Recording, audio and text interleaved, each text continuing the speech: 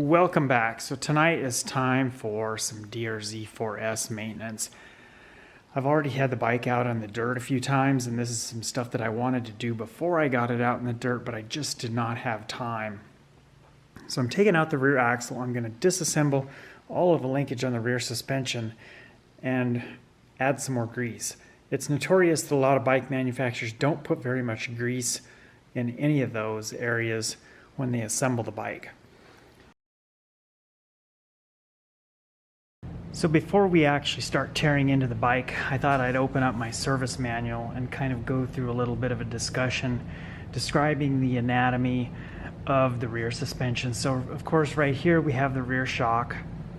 This piece right here is referred to as the cushion rod. This little piece here, it's the pivot point, which the shock bolts to. The cushion rod bolts to that as well, and then we have another bolt that goes through the top. This piece is called the cushion lever. So what we're dealing with as far as all of the suspension components that we're going to remove and lube is this bolt here, which goes there. We're going to remove this bolt, which is the lower shock bolt. That bolts up right here, and then we have this bolt right there. And each of these different points has a little grease gun indicating that it needs to be lubed. And then the nuts that need to be torqued, they have a little symbol with a wrench, which refers to a table up here at the top of the next page. And all of these numbers over here refer to this table, indicating the name of that given part. So over on this page we're looking at the swing arm, and on the swing arm the only thing we're going to remove is the swing arm pivot bolt, also referred to as the swing arm pivot shaft in the parts listing here. So just like the previous DR-Z, we've got these little aluminum wheel spacers. They were notorious for wearing a groove right there, right where they ride up against the seal. Here's the rear axle. There's not a whole lot of grease on that. I am also going to take out these chain adjuster bolts and put some anti-seize on them. Let's look at this wheel spacer. Here you can see that the threads are completely dry, so we're going to add some anti-seize. I have this old tube of anti-seize. I don't even know how old it is, but it's really old, probably getting close to 30 years old. You can see how crusty and nasty and smashed it is. So far I've got one bolt out, and as you can see here, that bolt has absolutely no grease on it. It is bone dry, and you can see some scar marks where I scuffed it up as I pulled it out. I thought it would be a good idea to jam a little bit more grease in there, but that kind of ended up in a disaster because I dislodged a bunch of these needles in the needle bearing. So just be careful if you decide to do that. Here's another bolt. That one is perfectly dry. No grease on that whatsoever. So we have a little bushing in there. We need to pull that bushing out. So what I've also done here is put a hydraulic bottle jack and a piece of wood under the swing arm. So when I tried to initially take that bolt out, the swing arm kind of dropped down a little bit. And I just need to kind of lift it up with my arm here to get that bushing out. That needle bearing does appear to have sufficient grease in it, so I'm just going to jam some more grease on the sleeve that goes in there and then do the same thing on the bolt and then put everything back together. So here's kind of a neat design feature. So right here we have a cutout in the chain slider on the swing arm so that we can get our tools in there. So there's my socket right there. I'm just going to use a short extension on that and then get my ratchet in there. I've got that bolt loosened up. Actually, it's not that one, it's this one. It's actually the nut, not the bolt.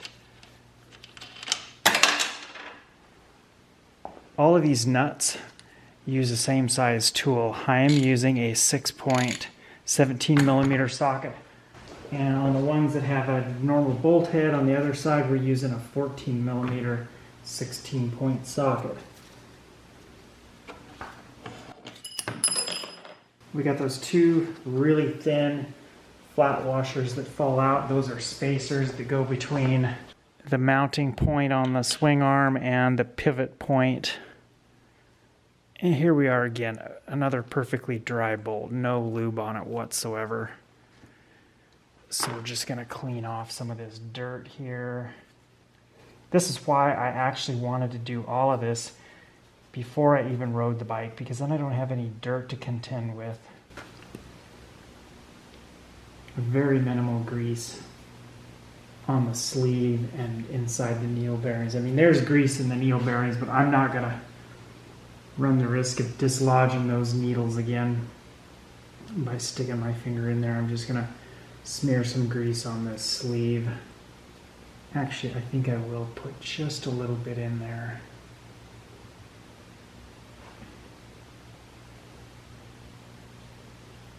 I'll go ahead and do that on both sides. Stuff my sleeve back in. Wipe off the grease over here. And then smear some grease on the bolt.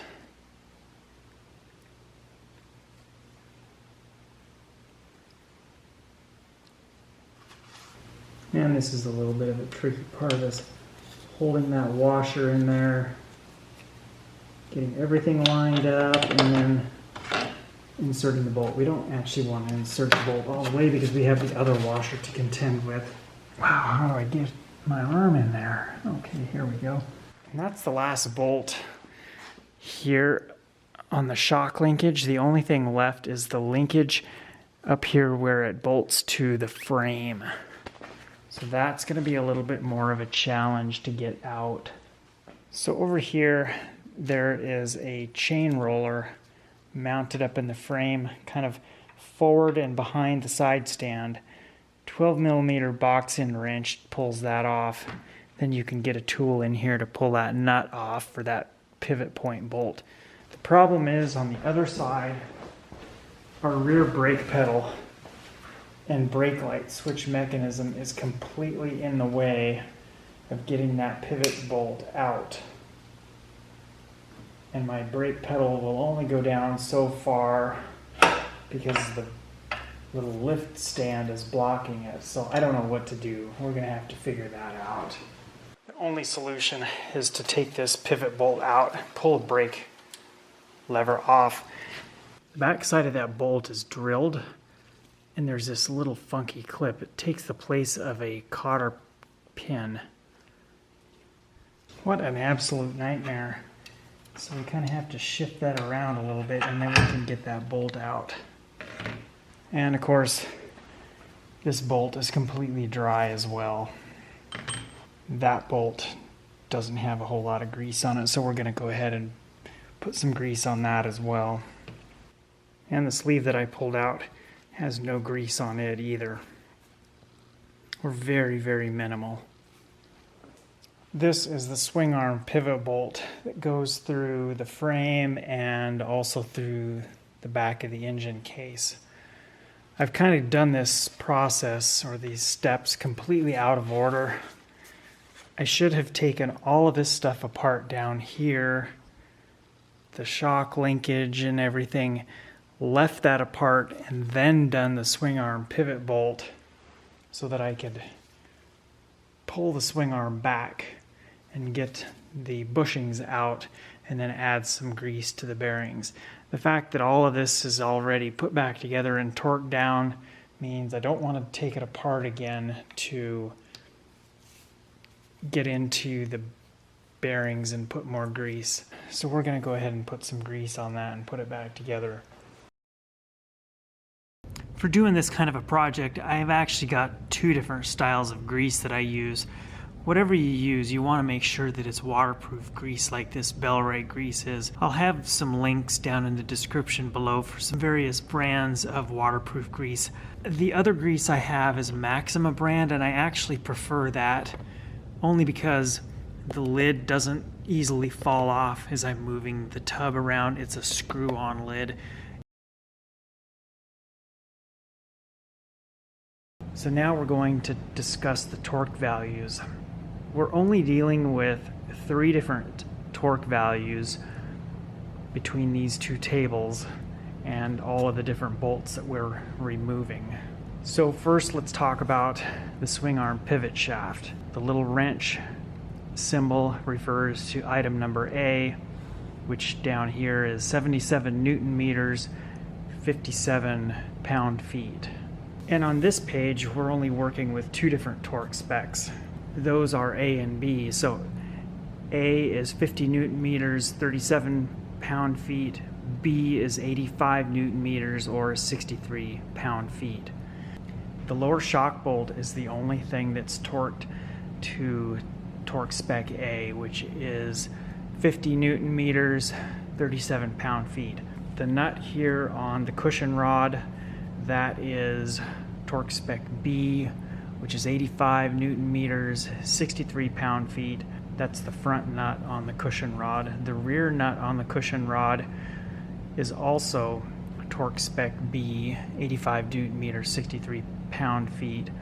And then this nut here, which goes through the upper portion of the cushion lever, is also 85 Newton meters, 63 pound-feet. So those are the only points that we are concerned with. First, second, third, and then fourth. So now I'll move over to the bike and point out all of these where they actually are on the bike. On the left side of the bike is actually where all of the nuts are. So right here we're looking just above the foot peg. This is the nut for the swing arm pivot shaft. And then we'll transition down here. Looking up at the bike from underneath, we have our 4 different points to torque. So we have the forward nut for the cushion rod, we have the rear nut for the cushion rod, and then we have the upper nut for the cushion lever. You could also refer to this as the nut for the cushion lever. And then we have our rear shock bolt, the lower bolt. So this is torque spec A, 50 Newton meters, 37 foot-pounds, and then this one, and this one, or torque spec B, which is 85 Newton meters and 63 foot-pounds. And the last 2 torque specs are back here at the very back of the bike. So we have our rear axle nut that is torqued to 110 Newton meters or 81.5 foot-pounds, and then our chain adjuster nut, that nut right there, is 22 Newton meters or 16.5 foot-pounds. The rear brake pedal pivot shaft, that gets torqued to 50 Newton meters, 37 foot-pounds. So that basically wraps up this project of showing you how to lube all of the rear suspension linkage points. Several years ago, I totally redid everything on my old DR-Z400, and I had taken everything apart several times before, but I ended up having to replace the pivot shaft for the swing arm and also the lower shock mounting bolt, as well as the bearings in the mounting point on the cushion lever where the lower shock bolt goes, because those were completely rusted out.